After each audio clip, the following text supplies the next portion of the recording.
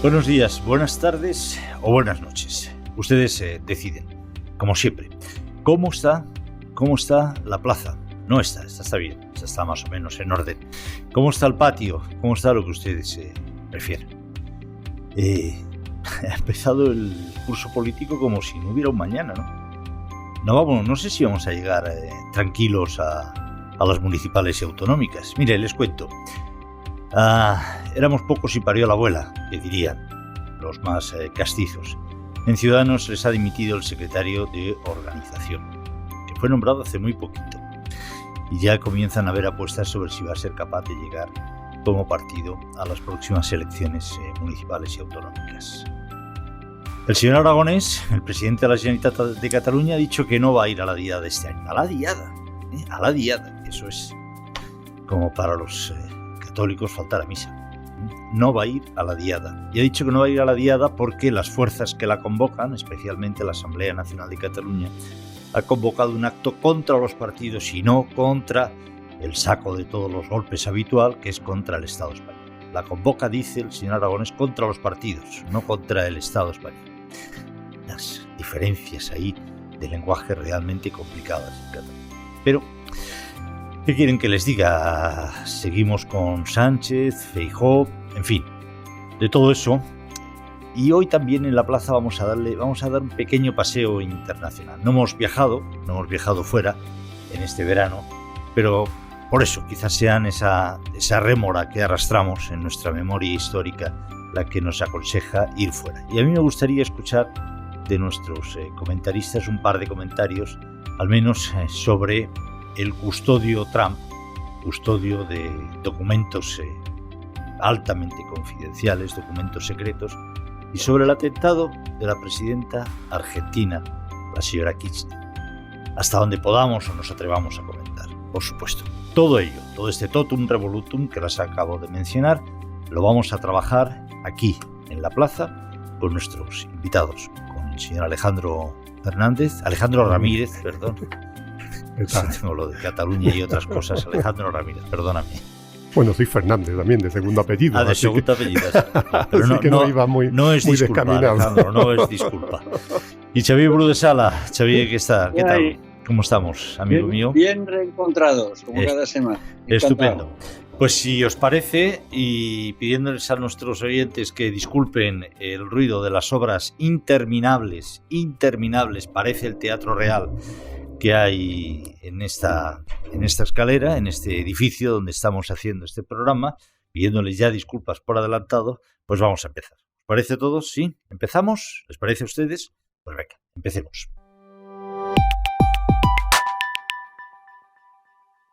Empezamos, que les decía. Breve apunte político. Para empezar, la crisis de Ciudadanos parece que no tenga fin. Es muy grave que el número 2, en teoría, del partido, el secretario de organización, dimita en pleno proceso constituyente. Había sido elegido hace unos meses. Esto se une a unas cartas y unos tweets a los que ya no mencionamos porque los damos por supuestos, de personas disconformes con la dirección de Inés Arrimada. No sé tampoco la alternativa que tienen, pero parece una crisis ya que está dando sus últimos coletazos, porque si unimos los resultados electorales a esta crisis interna de desconfianza, de reproches y de ataques, pues, en fin, mala pinta. No quiero enterrar a nadie antes de morir y, por supuesto, como la mayoría de partidos políticos españoles tienen toda mi simpatía, pero yo lo veo muy mal. Vamos, no sé vosotros lo que pensáis, Alejandro. Sí, es una pena, ¿no?, que este proyecto acabe así, de esta manera. Ya estamos viendo en las anteriores citas electorales como cada resultado electoral era prácticamente un funeral para Ciudadanos, quedándose sin representación en la mayoría de las comunidades autónomas. La última, Andalucía, en Castilla y León, se salvó por uno, pero bueno, eso no es suficiente. Y sobre todo, creo que Inés Arrimada también se ha equivocado en cómo ha querido redirigir el partido en estos momentos, porque a esta historia, hablar de una refundación, hablar de, no sé, yo creo que no está la gente para eso, está para cosas más prácticas, para tomar otro tipo de decisiones más prácticas que pudieran salvar en buena medida el partido, pero entrar ahora en debates ideológicos, en debates culturales y yo creo que no era el momento porque es que no tenían tiempo, porque es que van contra el reloj. Ya de tener 30.000 afiliados,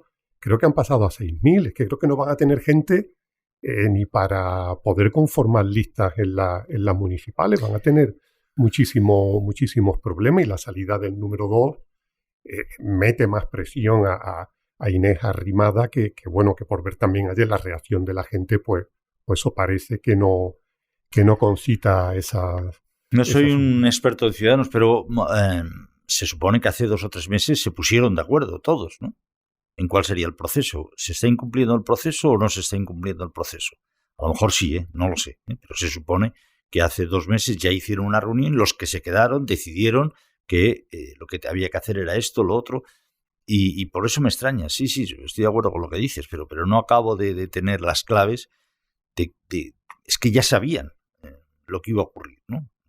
Supongo que además tendrán órganos que habrán limitado de alguna forma el poder de Inés Arrimada y le han dicho, oye, chica, eso está bien, pero ahora dedícate más a otras cosas, a ver con quién pactamos, con quién dejamos de pactar, allá donde aún nos queda fuerza, qué política seguimos.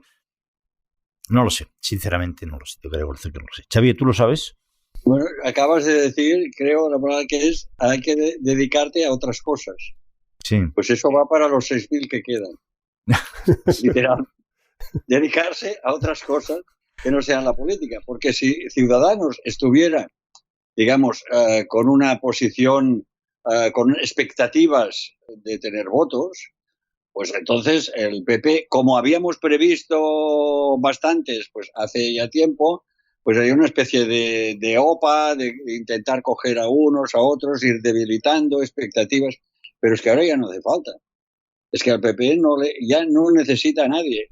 En un cierto momento incluso Arrimadas podía haber dicho, pues hacemos una fusión con el PP y tal, y estaremos todos dentro y vamos a entrar, aunque después le hubieran dicho que no. Pero bueno, en todo caso, ella se había salvado, ella y algunos más. Pero es que ahora ya no la van a querer ni a ella, porque será una destrozapartidos.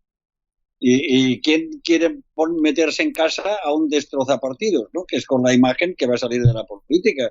Siento mucho ser tan crudo, pero Ciudadanos a nivel catalán era una cosa, pero a nivel español era la marca blanca del PP cuando la corrupción se castigaba o los líderes políticos de los grandes partidos tenían asumido o creían o presumían que la corrupción se castigaba. Y en buena parte era cierto. Y de ahí el ascenso de Ciudadanos como marca blanca del PP. Es decir, bueno, es un partido de orden, un partido de derecha, un partido que no se puede decir que sea de izquierdas, liberal, lo que sea, pero está limpio. Bueno, pero ahora ya la corrupción se ha perdonado. El electorado español ha perdonado la corrupción a los dos grandes tenedores, digamos, de semejantes actos y fechorías, ¿no? Bueno, pues entonces no hace falta Ciudadanos. Es que no hay espacio político para Ciudadanos. Ya puedes nadar, ya puedes, pero si no tienes, o saltar, si no tienes ni agua ni tierra debajo, pues ¿qué haces? Pues más que caer. Yo creo que es absolutamente inexorable. Pues, ¿la están acelerando? Pues sí. Un tuit decía, se están quedando los que tienen que irse y se van los que tendrían que quedarse. No, se van todos. Oye, planteabas el tema de la corrupción y es un tema muy importante. Aquí en otros países, evidentemente, es una muestra de... Bueno, ha habido muchos libros ya sobre eso, pero es una muestra un poco de la debilidad de la sociedad democrática, cómo se va debilitando una sociedad que no castiga hechos obvios de corrupción y cuando llega la hora de votar, pues elige entre lo que hay. La que elige, pues evidentemente tiene un problema, no ejerce aquello, su parte, su compromiso, su parte de deber que los derechos que les dan las constituciones les otorgan.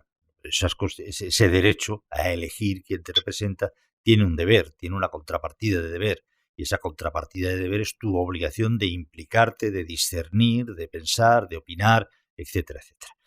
Bueno, decía el tema de Ciudadanos, quizá pueda también estar castigando porque la polarización en España, no sé qué pensáis, ha llegado a tal extremo que no hay espacio para partidos de centro.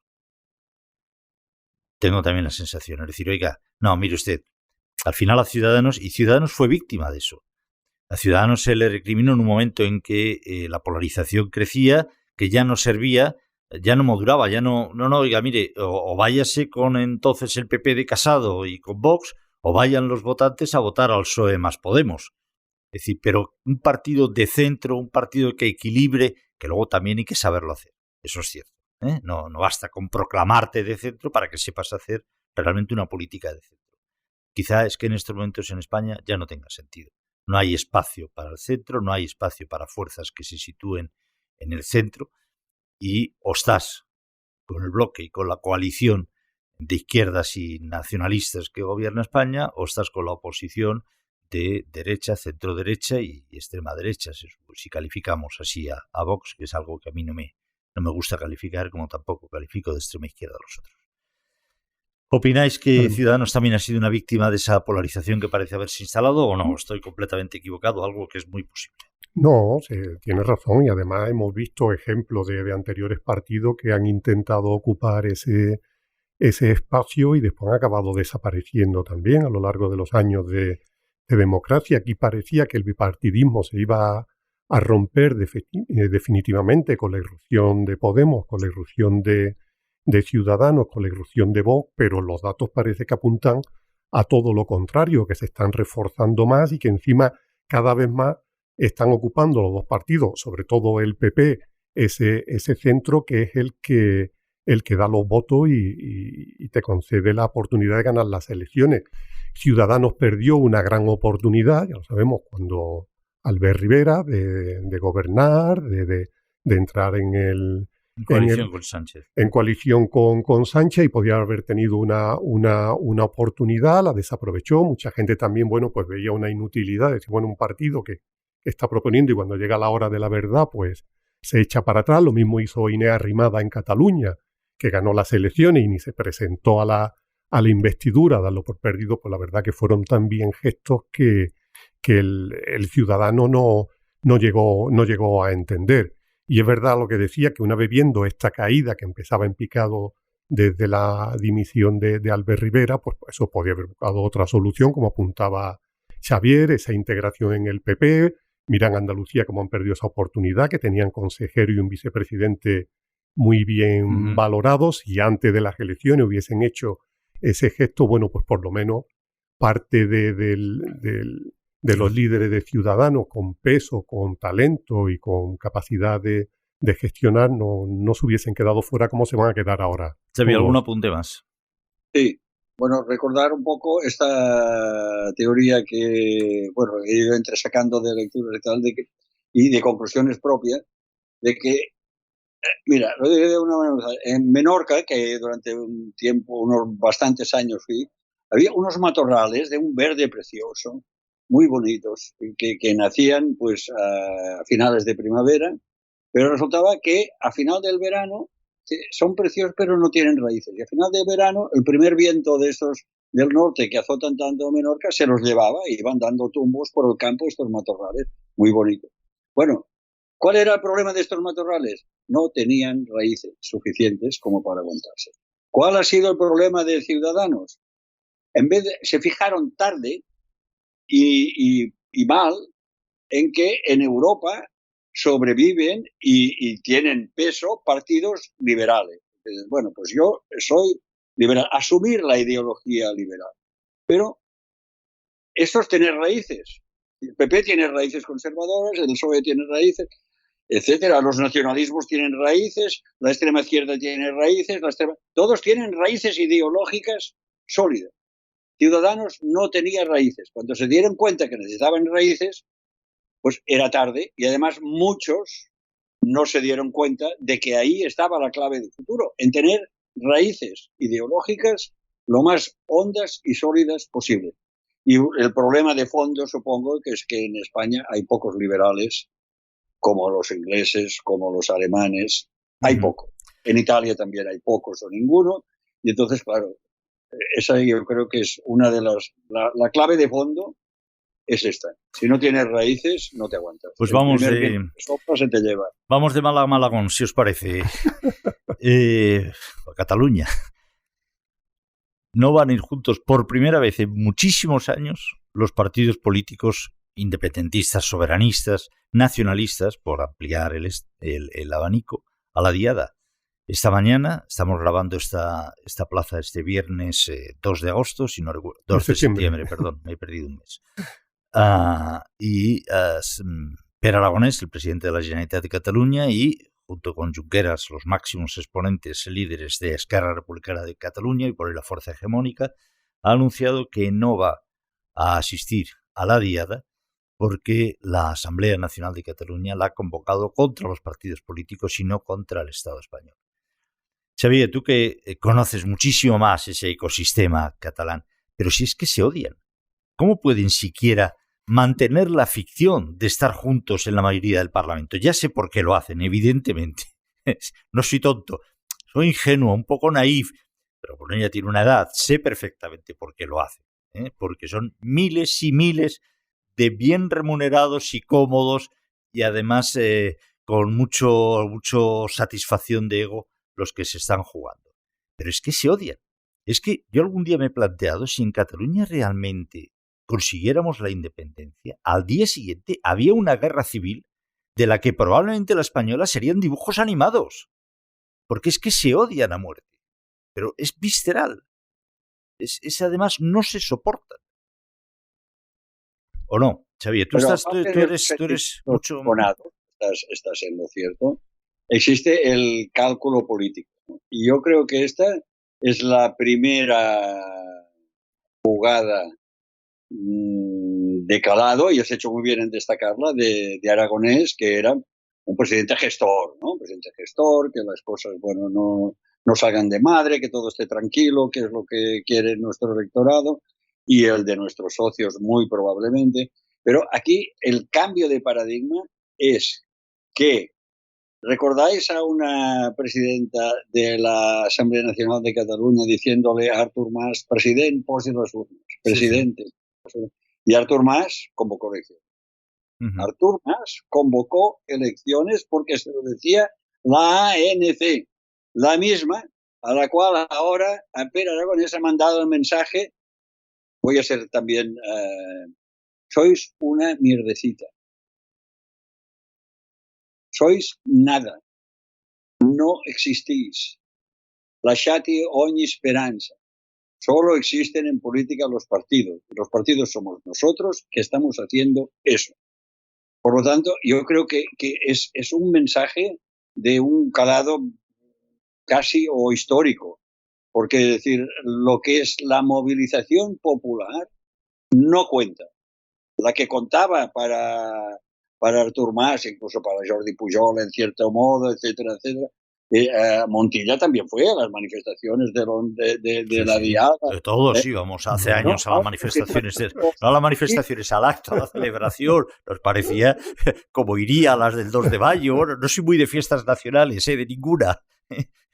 A pesar de que yo nací un 18 de julio, pero no soy de fiestas nacionales. Los que resisten, que son como un retén al revés, que lo que querían es que volviera, digamos, a prender enciendo el fuego de tal. Bueno, pues estos han sufrido un revolcón tremendo, porque ahora no tienen más remedio sus líderes tal que decir, bueno, vamos a presentarnos a las elecciones contra los partidos, con lo cual habrán hecho presidente a un señor que se llama Salvador Illa, que será, en este caso sería presidente de la Generalitat sin comerlo ni beberlo, porque a mayor división de un campo, pues Illa ganó y volverá a ganar, pero si el compromiso de un partido nuevo de los que van a ir a la manifestación y apoyar, es decir, nosotros estamos contra la autonomía, ¿qué es esto? Estamos contra la autonomía, porque la autonomía es como Vichy, como Petén y Laval, que estaban allí lamiendo el culo de Hitler, ¿no? Y perdonar el lenguaje otra vez. Pues esto es lo mismo con España. Por lo tanto, bueno, si estos se presentan y sacan, no sé, 5 diputados, aunque saquen el 2,9% no entran en el Parlamento, pues la mayoría independentista que da soporte al gobierno actual, pues se resquebraja, se pierde, y si se mantiene, no será para gobernar la Generalitat, sino para que la gobiernen otros. Bueno, esta es la situación y creo que la alternativa es esta. Incluso ahí metería que no la quieren los de la Asamblea Nacional de Cataluña porque está contaminada de convergentismo, a Laura Borràs. Bueno, es un campo en el que la impotencia no tiene... Avanza y no hay salida. Como decías eso del túnel, ¿no? Es un campo que está en un túnel que se va estrechando y va profundizando y cada vez son menos. De momento. En el futuro no sabemos. Tu opinión, Alejandro Ramírez. Estamos viendo una división ya como apuntaba Xavier, que es completamente insostenible. Vamos a ver qué pasa también con el aniversario del 1 de octubre, ¿no? Que yo después pensaba que Pere Aragonés no iba a acudir inicialmente, digo, por la gira que ha iniciado Europea Mundial para vender de nuevo el independentismo, ¿no? La primera la tuvo en Francia y no parece que el resultado haya sido muy prometedor, ¿no? Y mientras Turull le ha abierto un poco, le ha dado algo de aire, ¿no? Vamos a ver si hacen algo por seguir impulsando el proceso y no tendremos que cortar. Y yo creo que ahora mismo Esquerra pues no está por esa labor, que todo fuegos artificiales, se sienten muy cómodos como sostén de Pedro Sánchez, apoyándolo en todo, y eso queda en un segundo plano y es una patada para adelante. Pero bueno, vamos a ver, porque hay aniversarios por delante, hay momentos en los que la situación se va a tensar bastante, es lo que preveo. Yo creo que el modelo de Esquerra Republicana es más, es claramente el pujolismo y el PNV, ¿no? Partidos instalados en el poder que se han dotado del aura de que son los que representan y defienden a Cataluña cuando llega un momento de pensar en clave autonómica, que ocupan, como ocupó el pujolismo y como ocupa el PNV, todos los resortes del poder y de la administración en un país, y que confían en que van a poder vivir de eso durante mucho tiempo. Y de hecho han vivido. O sea, son partidos que están en el poder con ligerísimas excepciones prácticamente desde el principio de la transición. Creo que en el País Vasco solo hubo una vez, con un gobierno que duró lo que duró, de Patxi López apoyado por el Partido Popular, y eso duró, me parece, un par de años. Patxi López fue incapaz de acabar esa legislatura. Y en Cataluña la excepción de los dos tripartitos, que acabaron también como el Rosario de la Aurora, y fuera de eso se han mantenido en el poder durante prácticamente desde la transición, o sea, desde los años 80, principios de los 80. Xavier, ¿algún apunte más o pues cambiamos de tema? Yo creo que hay que remarcar algo que muchos medios españoles no tienen conciencia o no tienen suficiente conciencia, y es el pacto en la Diputación de Barcelona, que tiene un gran presupuesto y una enorme influencia. El pacto es de Junts per Catalunya con los socialistas. Sí. Porque en este saco hay que meter a Junts per Catalunya, no es solo Esquerra. Y Junts, lo que le pasa es que es la nueva convergencia, que tiene una parte, digamos, de los que van a ir a la manifestación, pero a ellos los tiene, digamos, como una coartada. Pero en el fondo es lo mismo, porque si no, incluso estos que van a ir a la manifestación jamás han denunciado, y estos que dicen que hay que romper el pacto en el gobierno de la Generalitat, que al final la Generalitat es una superdiputación como todas las autonomías. Pero cuando nos conviene, cuando estamos en la Diputación, nadie dice que hay que romper este pacto con los socialistas, no con los del 155, nadie en absoluto. Por lo tanto, la vocación de este partido, no nos fijemos en la tapadera o en la coartada, llámase Laura Borràs, o en las ambigüedades de Turull, que están muy calculadas, sino que va a lo mismo que Esquerra Republicana, pero se encuentra que han llegado antes.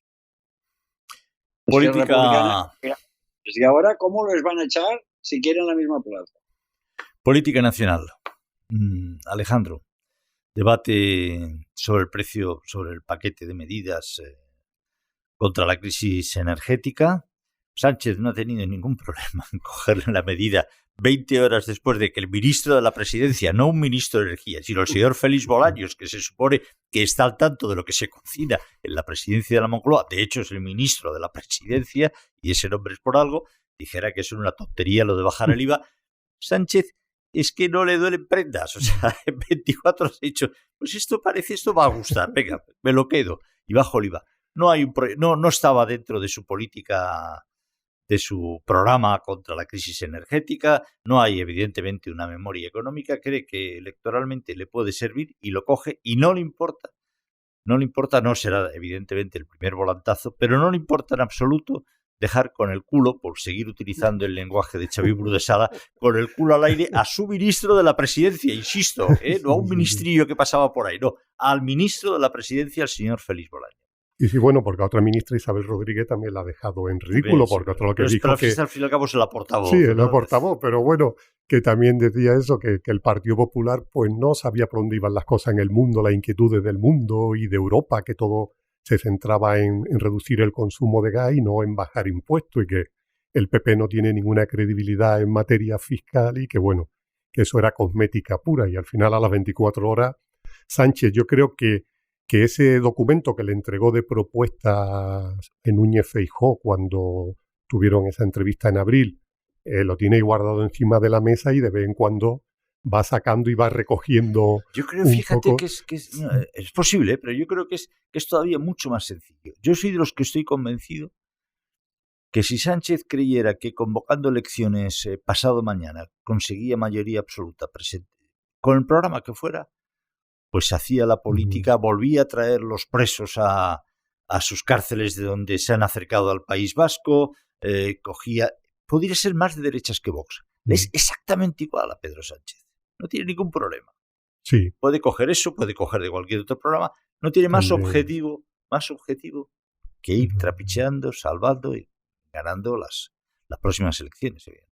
Yo, de todas maneras, no he entendido bien la estrategia de Feijóo del PP en solicitar este debate. Yo creo que no le convenía en estos momentos, porque ahora cuando Sánchez está arrinconado por las encuestas, por eso no es Feijóo el que necesita debatir. Él tiene que seguir haciendo propuestas.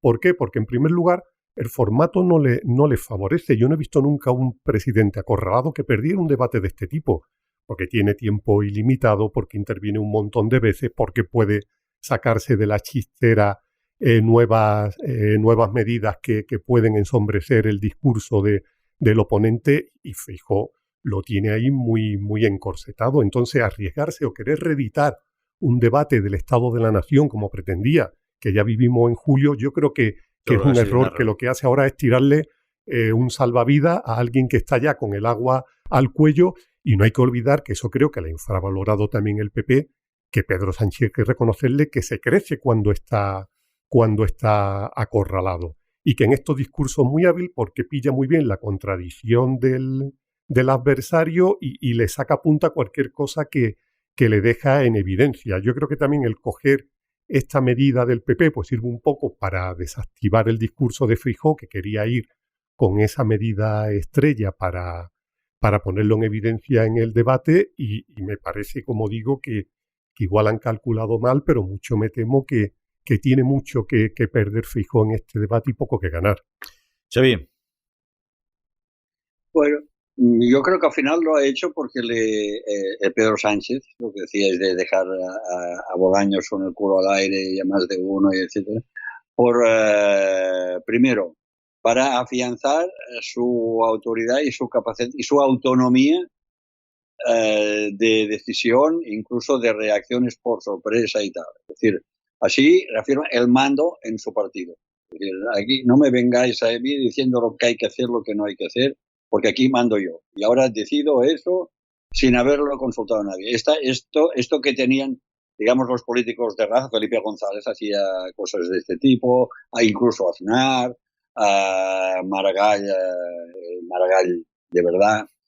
Bueno, y el segundo es porque en este debate tiene una munición extra, que es decir, oiga, señor Feijóo, si cuando dice algo que es razonable y está bien y tal, y favorece a los españoles, que al final estamos aquí para servirles, aunque no se lo crea, lo dirá, pues oiga, yo enseguida, pues es que no hace falta ni pactar ni nada. Yo enseguida ya veo que esto es bueno, lo ha dicho usted, pues yo le hago caso porque es bueno.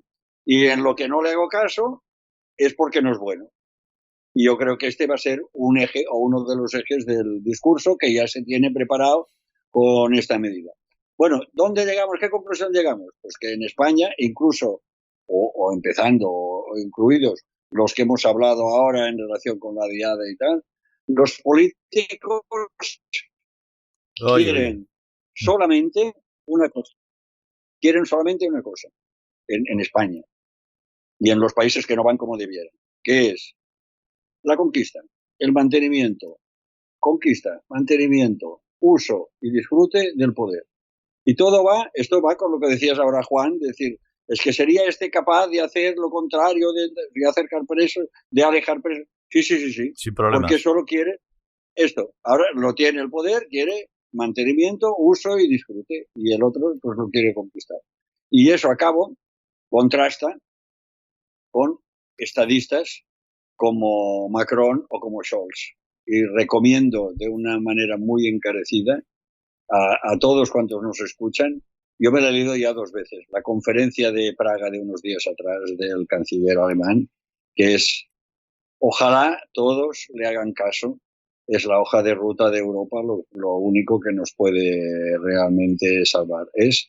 Y ves lo que es un estadista. Es que se ve enseguida lo que es un estadista y se ve enseguida que en nuestros lo que tenemos aquí, ¿no?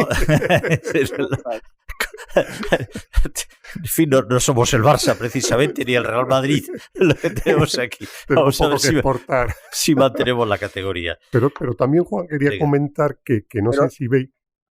Perdón, sí. Lo subo. ¿Cómo que lo subes? Porque de estadistas. Felipe González era un estadista y Aznar era un estadista. Sí. Y Pujol era un estadista. Sí. Lo subo. Modelo de ahora, hablamos. Ahora. Y como sigamos con la dinámica partidista que hay, bueno, es que ya no habrán hecho ni la primaria. Te aseguro, ¿eh? Ya no habrán hecho. No, yo siempre cuento una anécdota, perdón, Alejandro, no, porque es una anécdota de cuando yo empecé hace ya muchos años en el periodismo y, bueno, pues todos, ¿no? Estaba aquí y empecé a entrevistar, porque estaba en el área de política, además trabajaba de corresponsal de un diario español y estaba en el área de política y empezaba a entrevistar a los Roca, por poner un ejemplo, los Herrero de Miñón, políticos que estaban en activo y que estaban... También era más joven yo, ¿no? Por supuesto, más tonto que ahora, pero a mí se me caía la baba. Yo aprendía de cada giro, de cada argumento, de cada propuesta. Veía en ellos incluso apuntes estratégicos en todo aquello que hacía. Todos intentaban ganar y ganar bien y quedar bien en esos 5 minutos de televisión y ganar el siguiente debate parlamentario, por supuesto. Y todos intentaban ensuciar al contrario, porque eso forma parte de la vida política. Se puede hacer con chicha o se puede hacer con aire.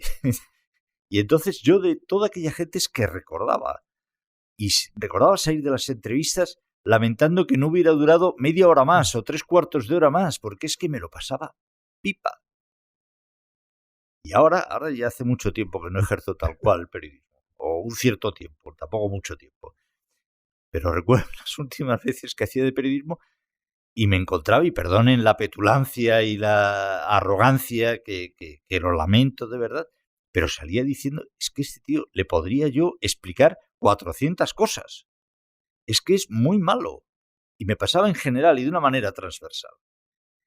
Y, bueno, pues yo puedo haber aprendido algo, no mucho, de cuando era joven. Pero yo sí que creo que ha habido una declinación, no sé quién empleaba el otro día, sí, Cayetana en el libro Declinación. Ha habido una declinación de declinar. Ha habido una degradación de la vida partidista, del debate político y, por lo tanto, de la capacitación y de las habilidades políticas de la gente, porque no necesitan ser políticos hábiles. Es más, puede ir en su contra. para ascender en la carrera. Si eres un político hábil, puede ir en tu contra. Si no utilizas esas habilidades para saber por dónde sopla el viento, a quién tienes que apoyar y a quién tienes que matar apenas te lo sugiera de forma muy sutil aquel a quien debes obediencia. Entonces, en los partidos políticos no hay debate. ¿Cómo va a haber políticos si no hay debate político? Pues es que los políticos, los universitarios se forjan en las aulas universitarias, los políticos en el debate político. Si no hay debate, no va a haber políticos. Y si no hay políticos, pues tendremos eso, una casta de semifuncionarios de una actividad especial que estén ahí, que le deban el puesto al jefe y que el problema y que cuando hablen pues no sepan lo que dicen. El señor Bolaños, cuando habla sobre la crisis energética, todo lo que tiene que decir que lo del PP es una memez. ¿Por qué? Porque es lo único que le cotiza. Pero lo dice porque se lo cree el señor Félix Bolaños. El señor Félix Bolaños no le dedica ni 5 minutos a pensar en la crisis energética. Ni la señora Rodríguez. Porque no tienen que pensar. Porque es perder el tiempo. Porque pueden decir cualquier cosa pensada y el líder supremo al día siguiente hacer lo que les dé la gana, cambiarlo, dejar de cambiarlo. Incluso si piensas demasiado está mal visto. ¿Quién te has creído tú que eres? Y vas a decir cosas que solo yo debo de decir. Porque, evidentemente, perdónenme la ironía, no se os ocurrirá a nadie disputarle el protagonismo al jefe supremo, porque sabéis que es el jefe supremo el que gana las elecciones. A ver si os vais a quedar sin trabajo por intentar disputarme una cuota de mi protagonismo.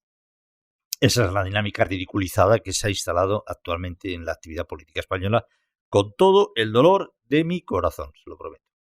Y responde, si me permites un colofón, a una máxima de partidos totalitarios de hace 100 años o 100 y pico. Es muy sencilla. Va dirigida a la militancia. Es, el partido no te debe nada. Tú se lo debes todo al partido. Y ya está. Sí. ¿Hay algún partido en España cuyo funcionamiento no responda a esa máxima? No. Evidentemente. Ni el PNV, ninguno. Ni los de la izquierda, que figura que van a debatir todo y aprobarlo en asamblea. Pero se ha tardado un año en demostrar que era mentira. Pero si al año ya no había ninguno de los que debatían. Claro, es decir, perdona, Alejandro. No, y en esa época, además, era complicado conceder el título de orador parlamentario del año, porque eran tan buenos y había unos discursos tan exquisitos que era complicado. Ahora yo no sé a quién se lo daría, quién tiene esas cualidades, porque es que además derecha, izquierda, había Herrero Miñón, veía Santiago Carrillo, Peces Barba, no sé, era Óscar Alzaga, era algo impresionante cómo articulaban esos discursos. Y ahora ves los portavoces parlamentarios y ves los diputados que suben al estrado y, bueno, la verdad que completamente prescindible y olvidable lo que cuenta. No, antes lo único que quería añadir para rematar el tema de remata. Que no sé si tenéis la sensación que tienen en el PP como una especie de ansiedad por rematar a Sánchez cuanto antes. Y esto es una carrera de fondo, que queda todavía mucho tiempo para las elecciones y pueden pasar muchísimas cosas. Y entonces esta estrategia del debate, que como decía, que no la veo clara, y otros pasos más, no sé si es fruto un poco de esa ansiedad, como que quieren finiquitarlo y antes de tiempo no creo yo que se pueda conseguir. Entonces vamos a ver por ahí también cómo siguen perfilando esa estrategia. Yo pienso, estoy completamente de acuerdo contigo, y quiero además que ya dijimos aquí, cuando llegó Feijóo y las primeras encuestas le disparaban a las nubes, que 1 año y pico era demasiado tiempo. Y que ojo, porque eso se puede hacer muy pesado, porque si te crees...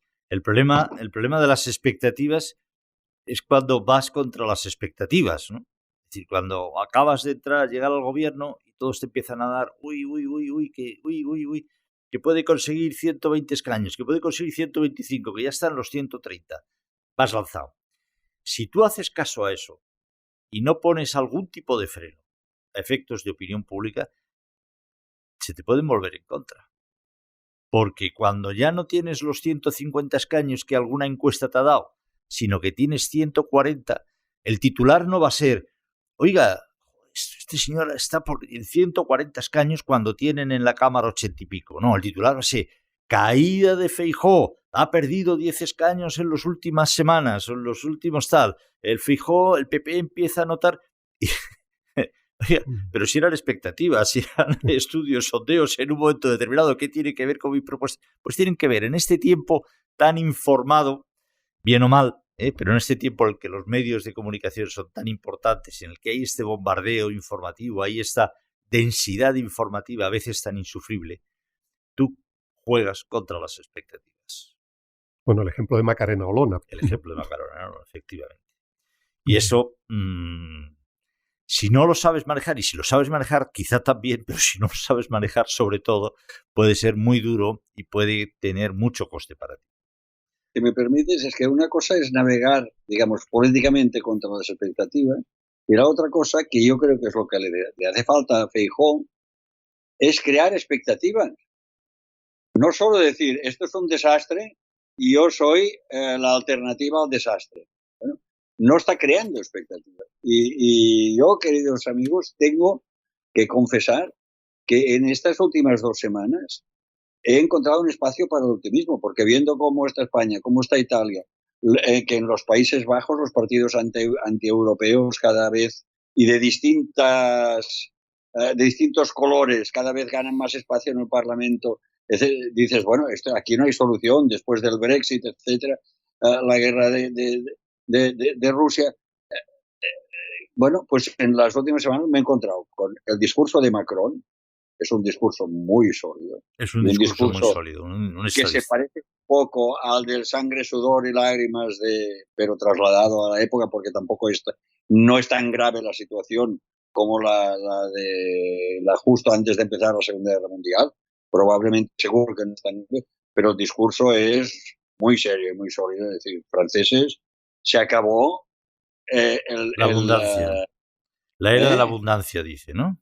Se acabó la era de la abundancia y aquí hay de todo para todo. Se acabó. Es decir, que estamos y después, todavía más, y vuelvo a reafirmar el discurso de Scholl en la Universidad de Praga, donde por primera vez en mucho tiempo escucho un político basarse en intelectuales, en historiadores, en gente que piensa desde la cultura en el futuro para montar sus teorías, sus estrategias y sobre todo sus planes de futuro para una gran Europa en el mundo. Bueno, no sé si lo van a conseguir, si lo vamos a conseguir o no, pero que la hoja de ruta existe.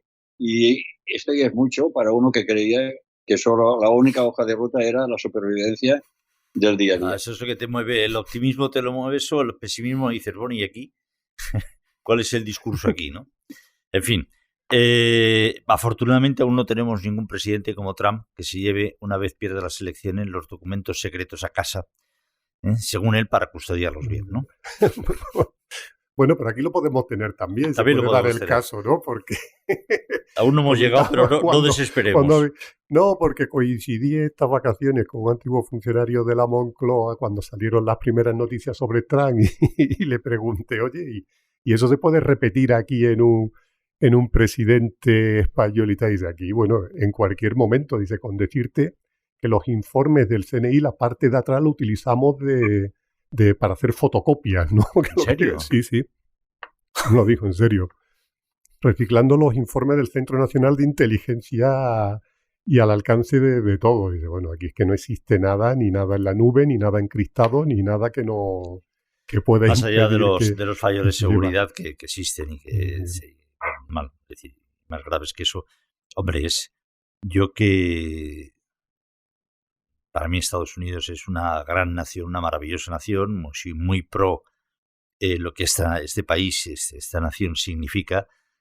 Sabéis, los que me conocéis más, que incluso tengo algunas manías absolutamente enquistadas que tienen mucho que ver. Me hago cruces, sinceramente, de que pueda votarse y pueda tener la preeminencia electoral que tiene, el apoyo que tiene. Conozco algo Estados Unidos, sé que no tiene nada que ver algunas ciudades, las ciudades costeras con lo interior, todo. Pero aún así, ¿cómo es posible votar un personaje como Trump? Estados Unidos, donde las cosas y la administración, la gente, la bandera la sigue poniendo en el patio de su casa porque por encima de cualquier batalla, por encima de cualquier cosa están los símbolos nacionales y lo que esto representa a la administración. Nunca imaginé que se pudiera llegar a saltar el Capitolio. Nunca imaginé en un país como Estados Unidos que las hordas pudieran intentar y entraran dentro de asaltar el Capitolio, y nunca pude pensar que un presidente se pudiera llevar documentos secretos a su residencia, a Mar-a-Lago. No solamente eso, sino que hubiera gente que después que le pareciera correcto. Entonces, las cosas están muy mal, queridos amigos. Y sobre todo que... ¿Perdón? La pregunta es, con lo que decía Alejandro, decías, es decir, bueno, a lo mejor de estos documentos no hay copia. No hay otra copia que la que estaba en casa de Trump, porque si no, ¿qué sentido tiene llevarse? Es muy distinto de lo que ocurre por aquí. Hazme una fotocopia que me lo llevo a casa y me lo estudiaré, o me lo guardo porque esto un día lo puedo usar contra tal o contra cual o contra ese, contra el otro. Pero lo más probable es que estos documentos no hubiera copia y estuvieran, digamos, muy bien custodiados y solo el presidente tuviera acceso a ellos, ¿no? Sí, pero la pregunta que yo me hago es, ¿y después de Trump? Es decir, ¿el Partido Republicano va a reencontrar una vía democrática? Pues después de lo que estamos viendo, me parece que no. Tiene complicado. Bueno, es grave la pregunta, pero creo que es pertinente. Sí.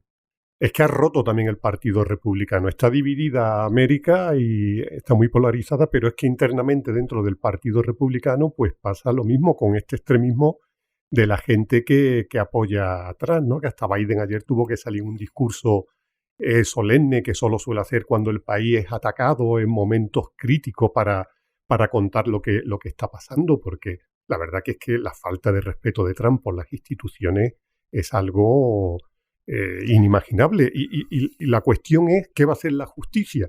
Porque si esto le hubiese pasado a otro funcionario estadounidense que se llevara esos documentos, ahora mismo estaría en la cárcel acusado de espionaje, de violación de secreto, etcétera. Pero es que también tienen miedo a procesar a Trump. ¿Por qué? Porque después de lo que pasó en el Capitolio ya están viendo que están amenazando al FBI, que han intentado atacar al FMI, que se están movilizando los seguidores de Trump. Y claro, la duda ahí que les persigue es, ¿vamos a seguir adelante con esto que puede todavía hacer más daño al país? Eso se llama, queridos amigos, el avance imparable del populismo en las sociedades actuales, por ponernos trascendentes. Es decir, porque toda esta gente además se basa en miles de teorías conspiranoicas que carecen de cualquier base, ¿no? No, esos documentos los ha puesto ahí el FBI. Leí en los primeros momentos. Oiga, pues se tiran una prueba. ¿Ha habido algún caso que eso haya sido así? No, a ver quién me dice que no. Porque ¿quién le va a decir que no? Pues lo mismo que está usted diciendo que sí, pero la gente se lo cree. Pero igual pasa en Cataluña. El ascenso del populismo nacionalista en Cataluña tiene su raíz en España nos roba. Oiga, España nos roba. Pues puede que haya unos desequilibrios fiscales, puede que haya... Pero de ahí a España nos roba. No, sí. La justicia española. ¿Quién va a creer en la justicia española? Pues hombre, de momento no tenemos otra. Pues es que con todos sus defectos será la justicia, ¿no? ¿O tiene usted alguna prueba de que realmente ha prevaricado? Porque ya ha habido jueces en la cárcel y procesados por prevaricación, pero ¿usted tiene alguna prueba para seguir afirmando que la justicia española... Bueno, pues el problema es cuando esto cala de forma masiva en la gente, ayudada por algunos medios de comunicación, por supuesto. Y si hablamos de populismo, pues vamos a poner ya aquí el punto final en YouTube, el vídeo, en la transmisión que estamos haciendo, en la grabación de este programa por vídeo. Pero si usted nos sigue por audio, vamos a poner otro ejemplo, sobre todo porque eso va a justificar la canción que les voy a poner luego para acabar el programa. Muy parecido, tengo la impresión.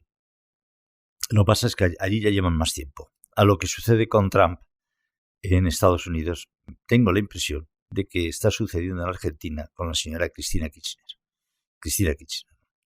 Pero eso lo seguimos comentando, si les parece, por audio. Yo despido aquí en vídeo a nuestros comentaristas Alejandro Ramírez y Xavier Brudesala. A todos ustedes, gracias. Sigan sintonizando, apúntense al canal de Economía Digital, suscríbanse. Así les ahorrará tener que estar pendiente cuando ponemos algún vídeo nuevo, algún espacio nuevo, alguna plaza nueva. Pero en cualquier caso les esperamos siempre en el canal de Economía Digital. Si usted nos está siguiendo por audio, espérese, nosotros seguimos, nosotros no paramos, seguimos. Ahora hablamos de Argentina.